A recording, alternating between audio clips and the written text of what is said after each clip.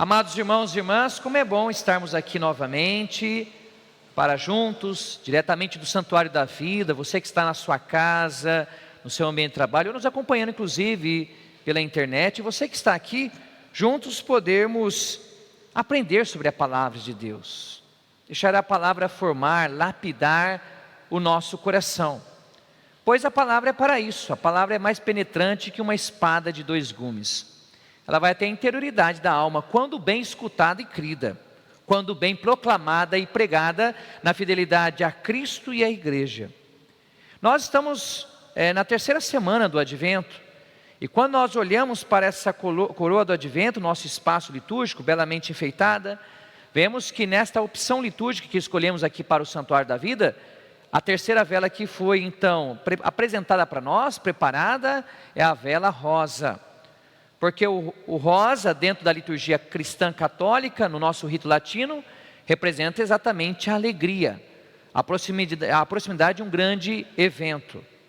Mas o que é a alegria? Primeiro nós devemos distinguir a alegria do ponto de vista humano do ponto de vista espiritual. São conceitos diferentes. A alegria do ponto de vista humano, ela é uma emoção ligada à satisfação de um desejo. Por exemplo, uma pessoa quer comprar um celular, ela deseja comprar esse celular. Quando ela faz essa compra, existe dentro dela uma espécie de uma alegria, de uma satisfação, pois ela realizou aquele que era o desejo dela. Então nós podemos ter desejos por coisas, desejo, por exemplo, por títulos, desejo por comida. Imagine você que não me acompanha, não sei se você já jantou, jantará daqui a pouco, mas uma comida muito saborosa, que às vezes até dá água na sua boca, e quando você se alimenta dela, você tem aquela satisfação. As alegrias humanas, elas são boas, desde que devidamente ordenadas, para o bem. Nós devemos saber aprender a viver, saber a degustar a vida, saber ver os prazeres do cotidiano. Padre, isso é contra a palavra de Deus? Não, não é contra a palavra de Deus. Se nós olharmos para Jesus Cristo nunca negou essas alegrias, que são naturais à nossa condição humana. Jesus hoje citou os publicanos e as prostitutas no Evangelho. Lembremos-nos que em outra passagem do Evangelho, Jesus foi acusado de ser comilão e beberrão, amigo dos pecadores, dos publicanos e das prostitutas, porque Jesus amava estar ao redor da mesa, partilhar da comida, da vida, escutar as pessoas. Então nós cristãos não negamos a vida. A vida é dom de Deus. Muitas vezes um certo tipo de espiritualidade que foi sendo gerada dentro da igreja como uma negação do mundo. De fato nós devemos negar o mundo do pecado, mas não o mundo que é obra da criação de Deus. Gênesis capítulo 1, versículo 3 diz: e Deus disse, haja luz e houve a luz. Houve uma tarde, uma manhã, primeiro dia, e Deus viu que era bom. Então o mundo é bom, a vida é boa, é bom viver, mas quando nós o sabemos. Essas alegrias humanas, ligadas à satisfação de desejos interiores, elas são por sua própria natureza momentâneas. Então elas não podem preencher a sede do coração. O perigo da nossa sociedade é exatamente isso, reduzir o homem às alegrias do mundo, porque enquanto prazeres momentâneos preenchem somente naquele momento, só que o homem tem necessidade de um outro tipo de alegria, além dessas mundanas, que é a alegria espiritual. O que é essa alegria que nós celebramos essa semana, terceira semana do Advento? O que é alegria do ponto de vista cristão? Inclusive o Papa Francisco, um dos seus primeiros documentos, se chama A Alegria do Evangelho. Ele dizia que os católicos não podem ter cara de quaresma. Até os pensadores pensavam, o que o Papa quis dizer com esse neologismo? Ou seja, cara de pessoas abatidas, sofredoras. A alegria cristã consiste nisso, ela é dom do Espírito Santo.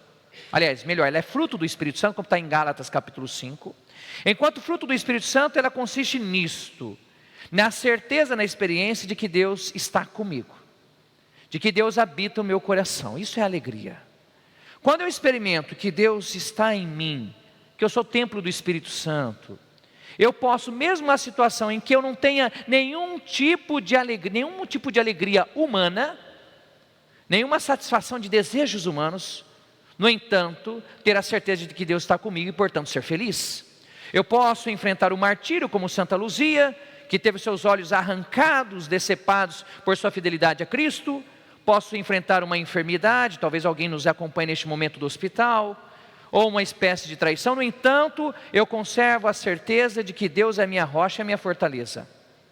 É fácil essa alegria? Não. Mas essa alegria não é fruto do nosso querer, é fruto do dom de Deus para nós. Nós a temos na medida que nós nos aproximamos de Cristo. Porque é isso que é ser discípulo.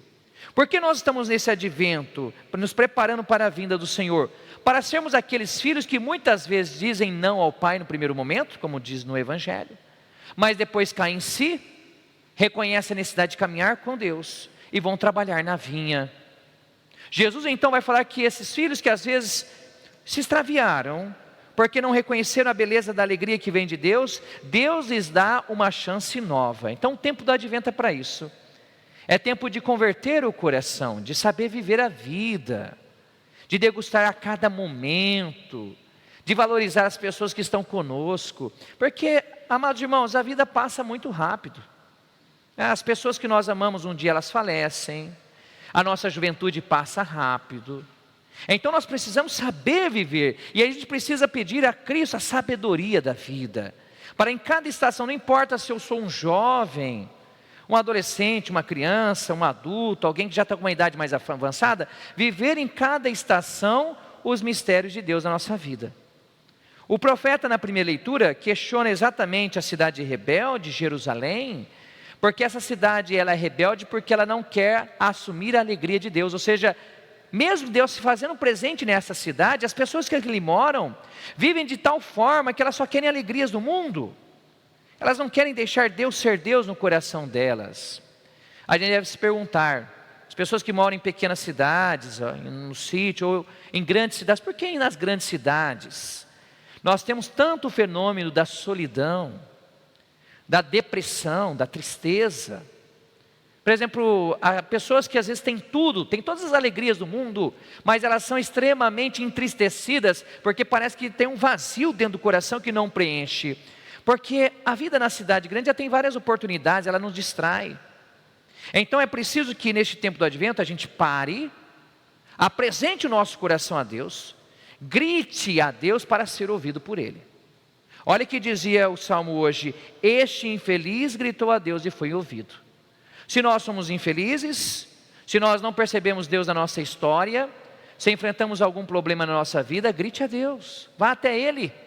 Peça conversão, peça vida nova, peça essa esperança. Mas ao pedir conversão e vida nova, a gente precisa viver de acordo com essa conversão que nós pedimos. Se nós queremos que Deus seja Deus na nossa vida e preencha a nossa sede do coração, é preciso então nós colaborarmos com a graça do Senhor.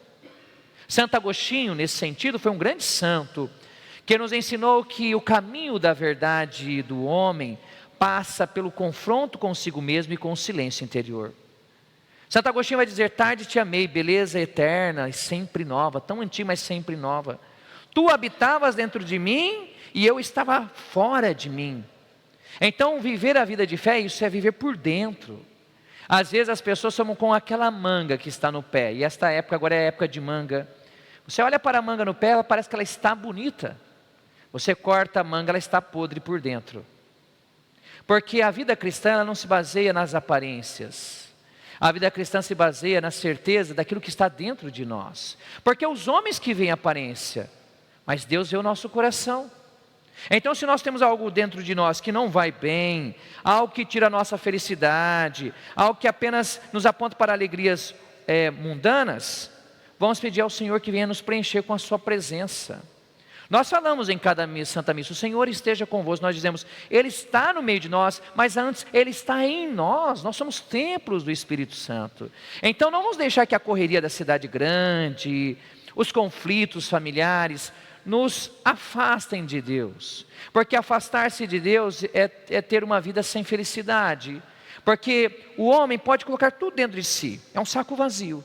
Somente esse buraco que existe dentro de nós, somente Deus pode preencher. Carro não pode preencher, dinheiro não pode preencher, tudo isso é bom, mas sem Deus nada é bom. Então buscar em primeiro lugar o reino de Deus, tudo mais será acrescentado. Somente Deus basta, como dizia Santa Teresa de Ávila, doutora da igreja. E para mostrar essa dinâmica da alegria, eu gostaria hoje de fazer uma catequese. Vamos olhar aqui para o presépio. Vocês viram que a coroa do advento é que o santuário da vida, o padre sempre está fazendo essas catequeses aqui, né? Vocês percebem dentro da Santa Missa. Aqui a gente está vivendo realmente a dimensão da liturgia. Bento XVI dizia que a melhor catequese é a liturgia celebrada. As duas primeiras velas do advento apontam que na primeira parte do advento, nós vivemos o quê? A segunda vinda de Jesus. Por que a terceira vela é diferente? Porque a gente começa a olhar para a primeira vinda. Tanto é que lá na Itália é a partir de 8 de dezembro que se montam os presépios, essa tradição da Imaculada Conceição. E nós temos o presépio aqui, eu gostaria de fazer essa teologia do presépio. O que será que significa o presépio? Olha só que no nosso presépio, nós não temos a imagem do menino Jesus, não está ali. Se você colocou a imagem do menino Jesus, tire dali. Jesus não nasceu ainda, por que ele já está lá na sua casa? Você deve colocar a imagem do menino Jesus somente no dia de Natal. Você vai à missa, você vai participar, aí você chama a sua família e coloca no presépio, não é assim? Então veja, a gente tem que entender os símbolos. Olha que bonito, quem que montou o presépio pela primeira vez? Foi São Francisco de Assis. Ele montou o presépio para evangelizar os pobres, é a linguagem dos mais simples, o presépio. Nós temos Maria e José numa posição de joelhos, porque eles adoram aquele que é Jesus. Jesus é a alegria deles, também a nossa alegria. Ao redor nós temos um jumentinho e um boi. Por que isso? É uma profecia de Isaías, dizendo que o boi conhece o seu dono e o jumento sabe quem lhe dá alimento. Não estão ali apenas para aquecer Jesus, mas estão ali para significar que toda a criação adora o Senhor, que veio salvar a humanidade. Nós temos os pastores com as ovelhas, no Evangelho de Lucas. Os pastores, eles eram as pessoas mais pobres da época.